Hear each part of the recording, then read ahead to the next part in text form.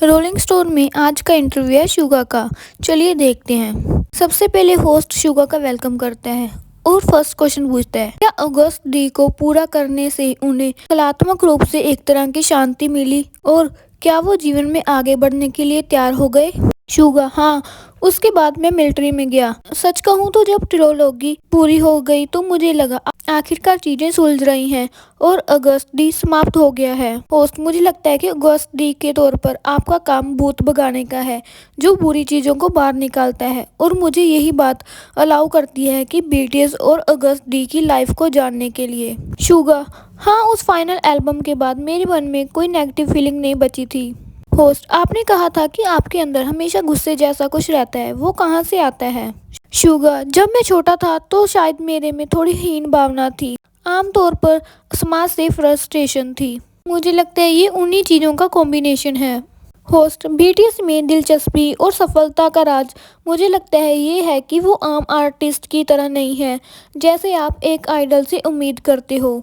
RM और आपका सोचने का तरीका वैसा नहीं है जैसे एक आइडल ग्रुप के लिए होता है। शुगा, मैं सियोल आने से पहले देगू में म्यूजिक बनाता था। तब मैं आइडल ग्रुप को ठीक से समझ नहीं पाता था। जब मैं इसमें शामिल हुआ तो मुझे पता चला इसमें बहुत काम होता है और आप बहुत बिजी रहते हो। ये बिल्कुल भी इजी नहीं है, लेकिन मुझे लगता है कि मुझे आदत हो गई है और मैं इस जॉब के लिए सही हूँ। होस्ट, जैसे ही आपने इस एल्बम में काम शुरू किया आप म्यूजिक के बारे में बहुत ज़्यादा सोचते हैं। असल नतीजा उस एल्बम में कैसा अलग था जो आपने शुरू में सोचा था? शुगा, हमारे लिए सबसे जरूरी चीज ये थी कि नई आवाज को आगे लेकर जाना है जो आपने हमसे पहले कभी ना सुनी हो, और मुझे लगता है कि ये एक अच्छा पॉप एल्बम है तो हम सेटिस्फाइड हैं। इतने एडिट करना आसान नहीं था लेकिन इसमें बहुत फन भी था, इसलिए मुझे लगता है कि हमें अच्छे रिजल्ट मिलेंगे। होस्ट, क्या आपका कोई ऐसा सॉन्ग है जिसे आपने बहुत जोर दिया हो लेकिन वो एल्बम में शामिल नहीं किया गया? शुगा, बैलेंस सबसे जरूरी चीज है, तो मैंने किसी चीज या ऐसे ट्रैक के लिए जोर नहीं दिया। मैंने सबके ओपिनियन सुने और हाँ, ज्यादातर मेरे पसंदीदा सॉन्ग्स इसमें शामिल हो गए। जो सॉन्ग मुझे पहले पसंद नहीं आए थे उन्हें भी बार बार सुनने के बाद वो मुझे पसंद आने लगे। होस्ट, इनटू द सन एक बहुत ही स्पेशल सॉन्ग है, उसे बनाते हुए आपकी क्या यादें हैं? शुगा, इस सॉन्ग को मैंने स्टूडियो में सुना और फिर इसके रैप पार्ट पर काम करना शुरू किया। मैंने इसे उस घर की छत पर लिखा जहां हम रहते थे। इस एल्बम से पहले मैंने कभी नहीं सोचा था कि मैं बाहर बैठकर भी इस पर काम करूंगा, पर इसमें मैंने बाहर, छत पर, बीच पर, सभी जगह काम किया। मुझे याद है कि मैं उस छत पर बैठकर बहुत तेजी से काम करता था। होस्ट, 2022 में आपने कहा था कि आप ब्रेक लेंगे, आपके पास बातें खत्म हो गई हैं, आप उससे कैसे उभरे? शुगा, मैंने सोलो एल्बम्स निकाले और उस पर काम करना बहुत टफ था। अब मैंने स्ट्रेस कम लेने का सोचा है। हमेशा मैं बातें कहने के लिए कहता रहता हूँ और फिर वो खत्म हो जाती हैं। जब मैंने अपने फ़ोन के नोट्स ऐप को देखा तो मुझे लगता है कि बहुत सारे पुराने मीम्स का नया मतलब हो गया है। मैंने इसे एल्बम में भी शामिल किया, पर कहने के लिए चीज़ें ढूंढना और उनका ख़त्म होना ये लगातार चलता रहता है।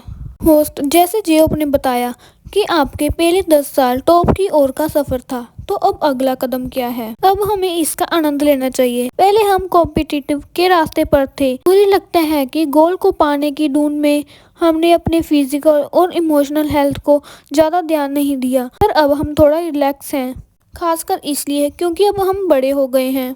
मुझे लगता है अब हम और ज़्यादा मज़े कर सकते हैं। होस्ट, आरएम और जैसे बाकी सब ने कहा कि इस लेवल पर पहुंचने के बाद हम सभी अपने अपने रास्ते पर जा सकते थे, लेकिन जारी रखना ही हमारी चॉइस थी। आप क्या सोचते हैं? शुगा, मुझे नहीं पता कि बाकी सब क्या सोचते हैं, लेकिन उस टाइम हम अलग हुए क्योंकि हम साथ नहीं रह सकते थे।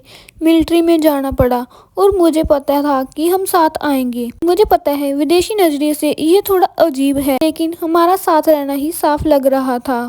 होस्ट, मैंने मेंबर से सुना कि 40, 50, 60 में भी साथ रहेंगे, तो क्या आपको क्या लगता है ये संभव है? शुगा, जब तक हमें इच्छा है तो हम 70, 80 में भी साथ रह सकते हैं। मुझे नहीं पता कि हम ऐसे परफॉर्म कर पाएंगे या नहीं, लेकिन हम कोई और रास्ता निकाल लेंगे। जब तक हमारी इच्छा है मुझे नहीं लगता कोई प्रॉब्लम है।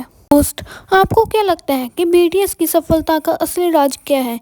या आप एक ग्रुप में साथ रहते हैं और एक दूसरे की परवाह करते हैं? शुगा, वो सच में बहुत मजेदार हैं। उनके आसपास रहना बहुत मजेदार है। हम सब एक साथ बुरे टाइम से निकले हैं। हम एक दूसरे को फैमिली मानते हैं। मुझे लगता है कि हमारी सफलता का कारण यही है कि हमारे बीच बहुत मजबूत रिश्ता है। होस्ट, क्या कभी कभी ध्यान का केंद्र बने रहना टफ नहीं होता? छोटी छोटी चीजें भी बहुत बड़ी हो जाती हैं। इस तरह जीना मुश्किल नहीं है? शुगा, ये हमारी टैलेंटेड है। इसी कारण हम हर सफर में एक दूसरे पर भरोसा कर पाते हैं। मेरी जॉब ही पब्लिक के सामने रहना है। ये आसान तो नहीं है, लेकिन मुझे परवाह नहीं है कि दूसरे लोग मेरे बारे में क्या सोचते हैं या कैसे देखते हैं। मैं उनके ओपिनियंस नहीं पढ़ता, तो मुझे नहीं लगता कि ये इतना टफ काम है।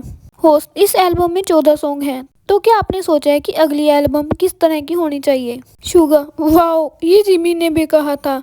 टूर स्टार्ट नहीं हुआ और जिमी ने कहा कि हम ये टूर खत्म करेंगे और अगली एल्बम जल्दी रिलीज करेंगे। मुझे इसका कोई आइडिया नहीं है। टाइम बहुत जल्दी बीत रहा है, ट्रेंड्स भी बहुत जल्दी बीत जाते हैं। तो मैं सोच रहा हूँ, क्या हमें कुछ टाइम सिंगल्स रिलीज करने चाहिए? हमने सितंबर में अपनी एल्बम फिनिश कर ली, लेकिन रिलीज करने में बहुत टाइम लग रहा है। हमें मार्च और अप्रैल में ट्रेंड्स का कोई आइडिया नहीं है। अच्छा म्यूजिक बनाना ट्रिकी है। शायद हम सिंगल बनाएंगे या फिर मिनी एल्बम। बस यही था इंटरव्यू। आपको ये इंटरव्यू कैसा लगा कमेंट्स में ज़रूर बताना। Bye bye.